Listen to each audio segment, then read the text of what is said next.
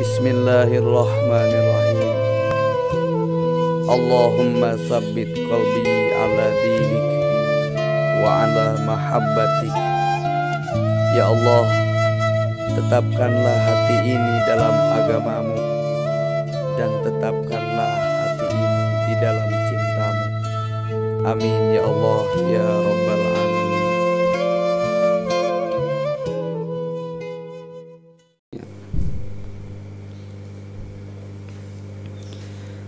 A'udzu billahi minasy syaithanir rajim.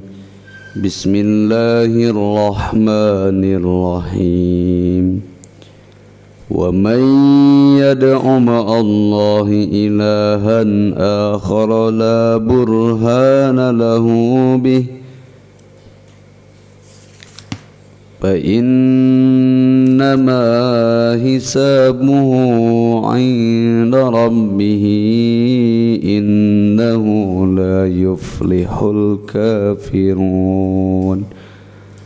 Wa qur rabbighfir warham wa anta khairur rahimin.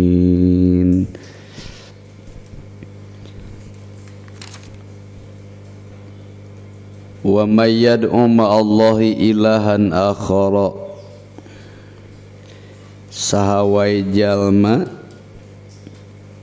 siapapun anu menjadi abdi Tuhan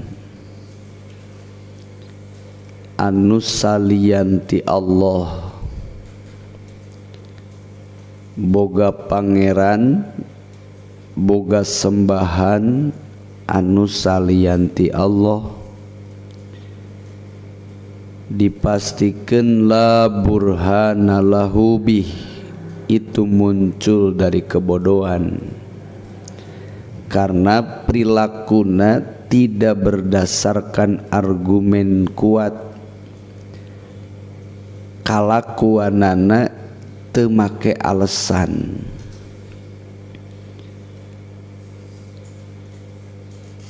Kenapa? Sabab boro-boro dinu ngurus alam samesta, boro-boro dinu nyiptakeun seluruh malakuti samawati wal ar, kadar dina urusan anu luang lingkupna kecil ge ari aya dua kekuasaan mah mal bener. Dina keluarga wae aya disebut kepala keluarga, nyaeta bapak anu bisa ngambil keputusan, bapak anu ngambil kebijakan, indung jeung anak-anak jadi rakyat di jero keluarga. Makana laki-laki sok disebut pemimpin keluarga. Lamun ayeuna bapa jeung emakna boga ide masing-masing bari teu sarua, maka dipastikan keluarga kecil pun moal bakal damai. Anak nu dihasilkeun ti keluarga seperti kitu moal jadi anak anu berbakti.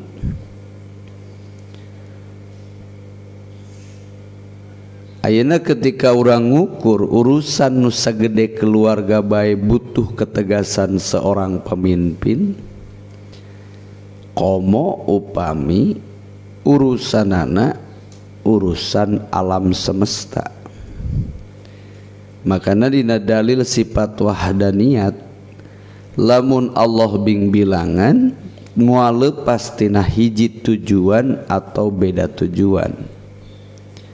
Lamun keur satujuan dipastikan akan terjadi gagal duanana atau berhasil salah satuna, karena moal aya tahsilul hasil. Barang nu geus aya teu kudu diayakeun.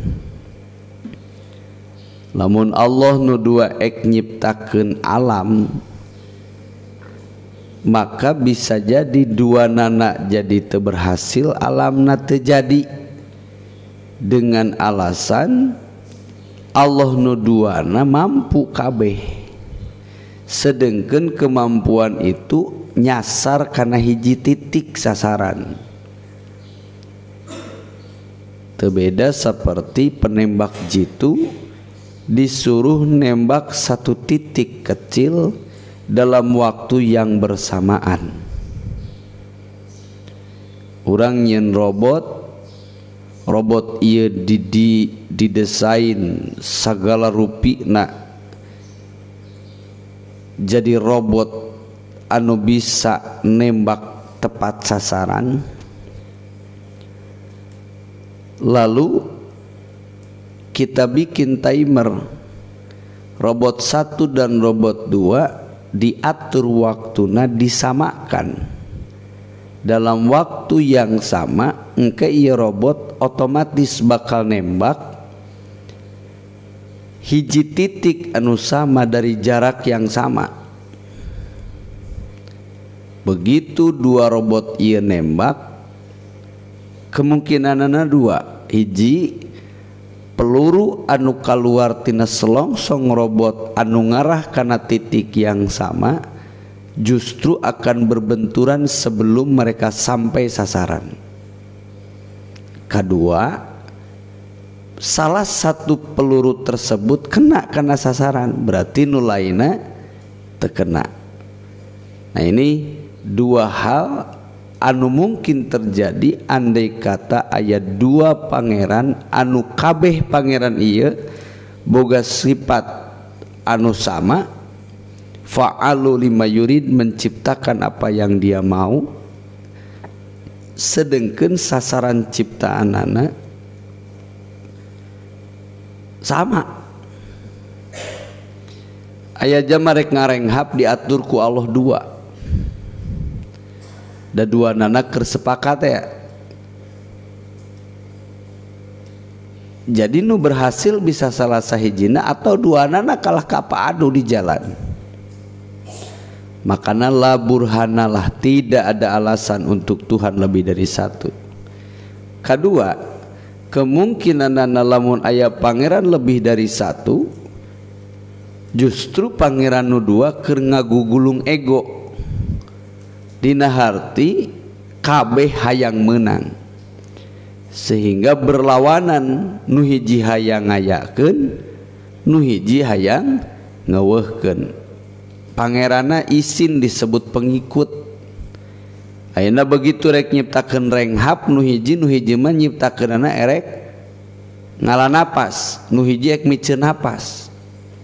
Dalam waktu yang sama di satu titik dua nana ngucapkeun kun, sebagaimana yang kita pahami idza arada syai'an ayyaqula lahu kun. Mun digambarkeun ku bahasa jalma, buktilah dalam waktu yang sama renghap hiji jalma jeung ngala napas hiji jalma disamakan kun. Nu hiji mah erek nyiptakeun nyedot napas, nu hiji rek nyiptakeun ngabuang napas dina waktu nu sama. Maka bisa jadi silih elehkeun. Lamun waktuna berbeda, anu ngala napas berhasil, nu hiji teu berhasil.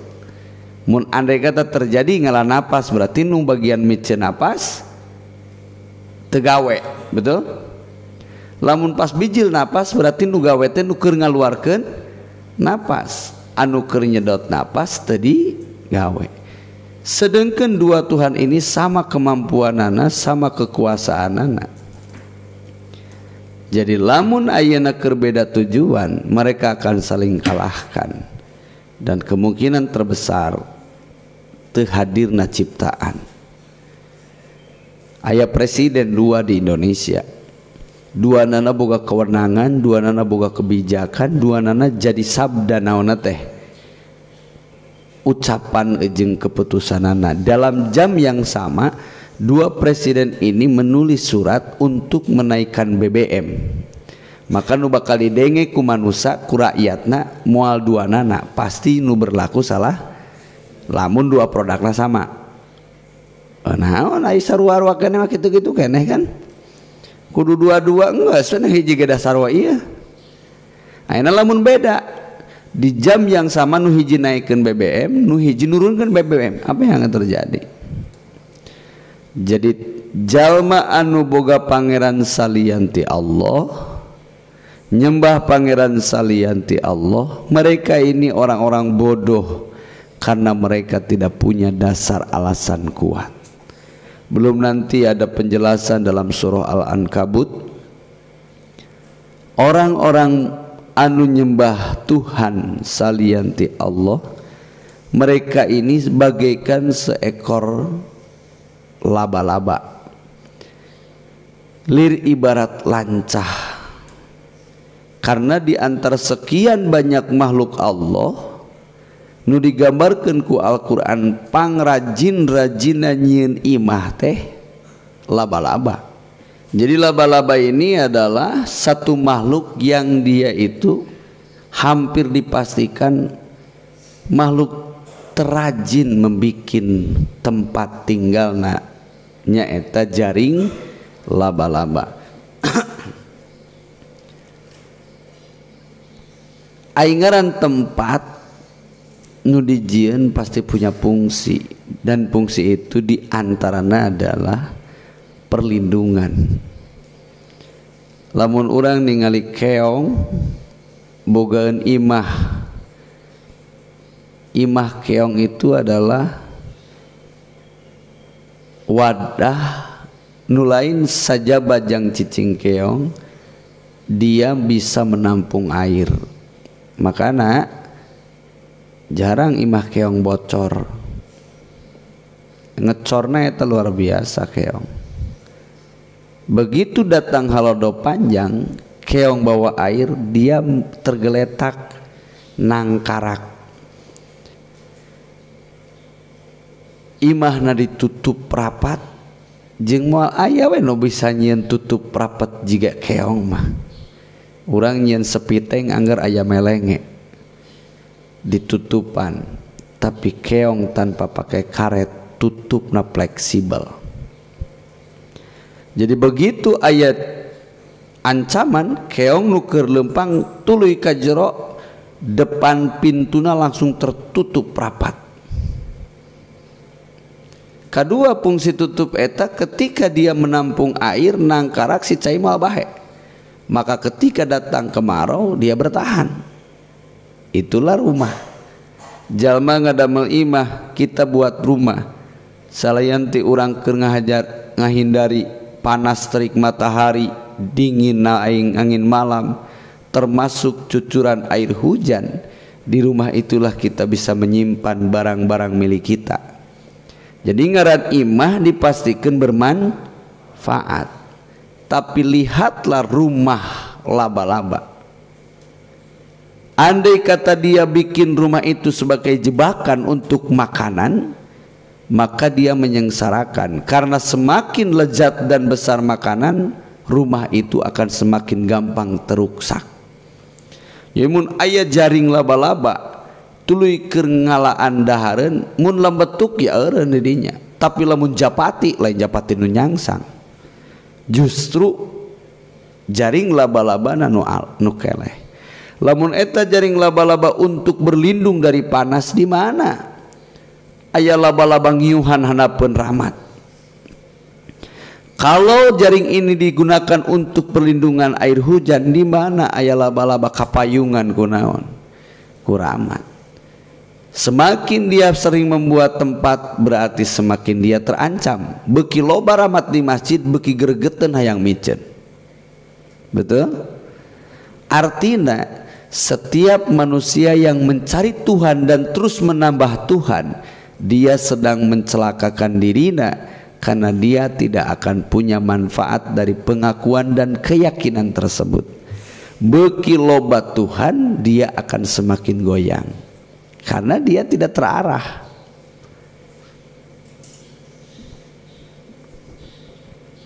La burhanalah, tidak ada alasan kuat. Siapapun orang nu menyembah Tuhan selain dari Allah, maka orang ini adalah orang bodoh yang tidak punya alasan. Dan satu saat fa inna hisabuhu inda rabbih, dia akan dituntut oleh Tuhan penciptana karena dia telah berkhianat. Allah nu maparinan hirupna, Allah nu maparinan bumina, Allah nu maparinan langitna, Allah nu maparinan napasna, Allah nu maparinan kicepna, Allah nu maparinan pangambung jeung angseuna, Allah nu maparinan cepil jeung danguna, Allah nu maparinan lisan jeung ucapna, Allah nu maparinan tulang jeung kekuatanana, Allah nu maparinan kulit jeung lenturna, Allah nu maparinan sagala rupa nu aya pis samawati wa ma fil ard.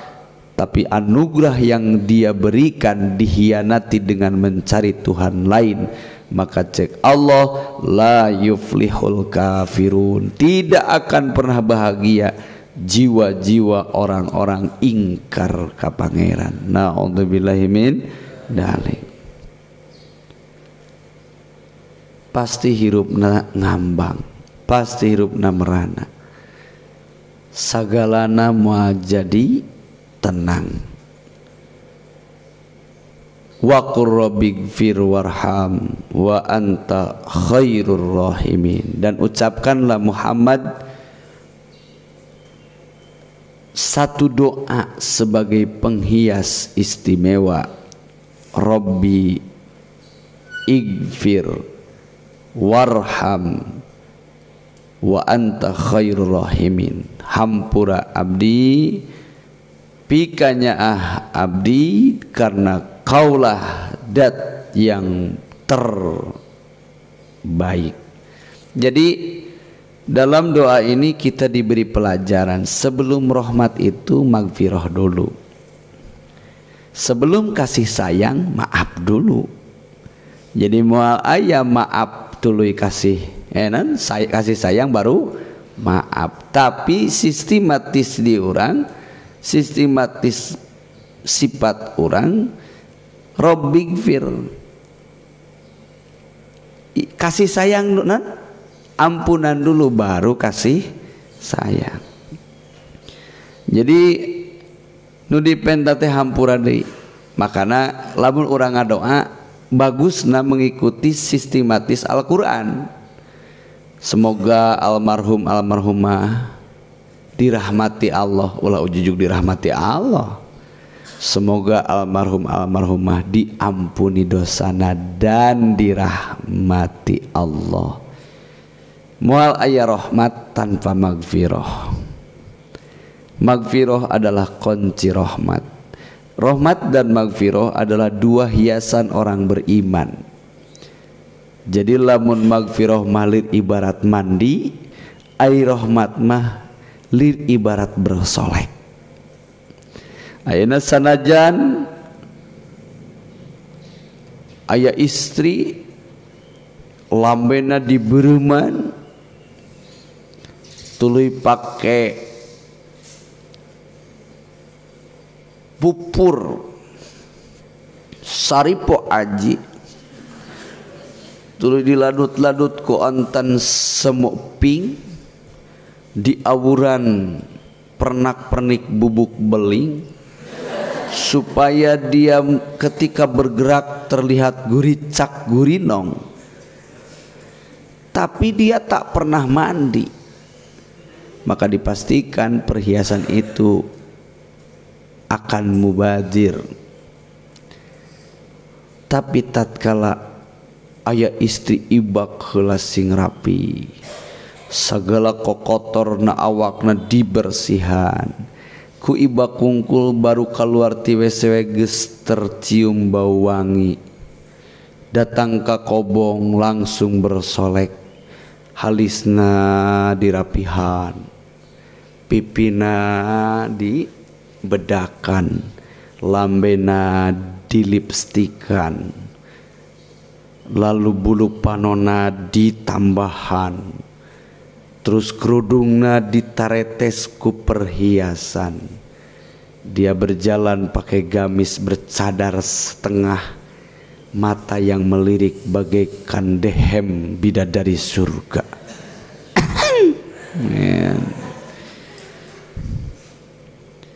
Jadi hampura itu bagaikan mandi, kokotor heula buang ima ombeh acan, hitut melekbak, kahampangan tara ngisang, kelek tara dikerok.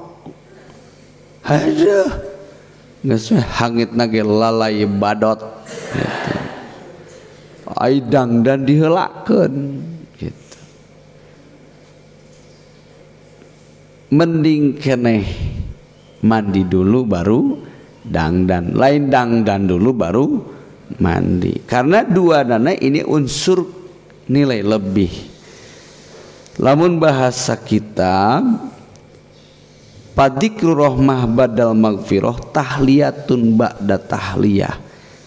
Rahmat itu adalah perhiasan, magfirah pun sama perhiasan. Bagaikan orang mandi dulu lalu berdandan berselok, maka dia akan terlihat lebih segar, dia akan terlihat lebih anggun.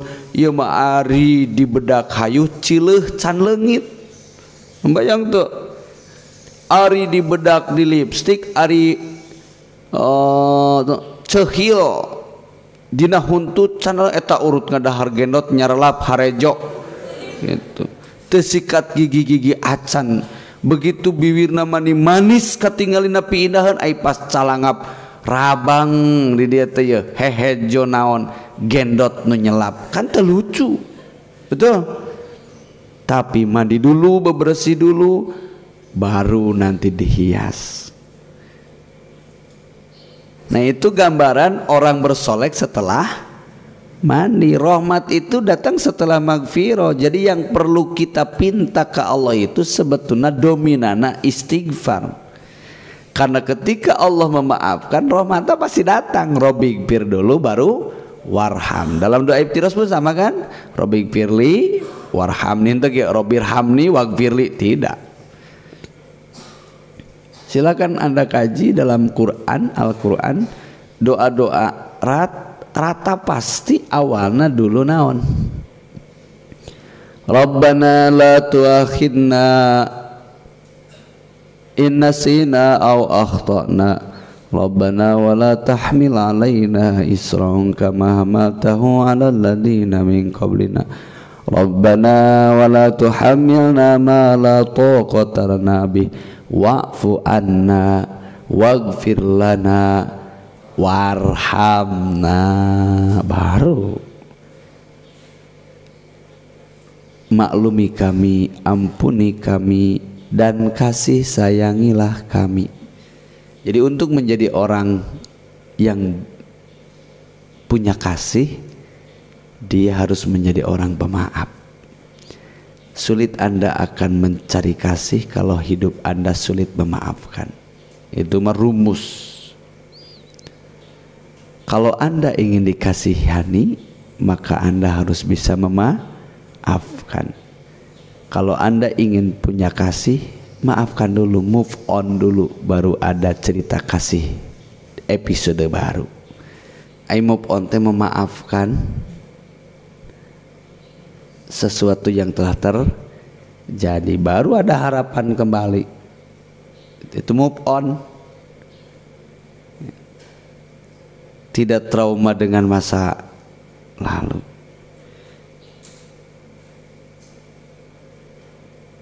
Jadi kerurang sadayana, apa yang bisa diambil dari ayat kajian hari ini?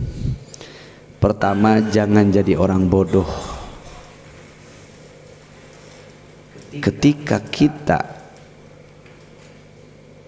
melupakan Allah yang Maha Kuasa, lalu senantiasa mengingat makhluk yang hina dan tak berdaya,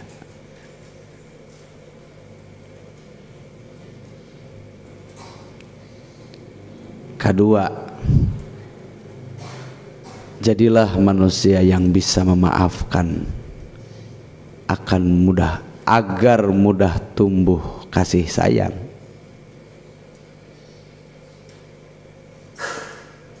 Karena tidak mungkin kasih sayang muncul tatkala hati ini tidak bisa memaafkan. Mudah-mudahan manfaat di penghujung surah Al-Mu'min, kita semua mendapat ampunan Allah, mendapat kasih sayang Allah. Amin ya Allah ya rabbal alamin. Wallahu a'lam bishawab.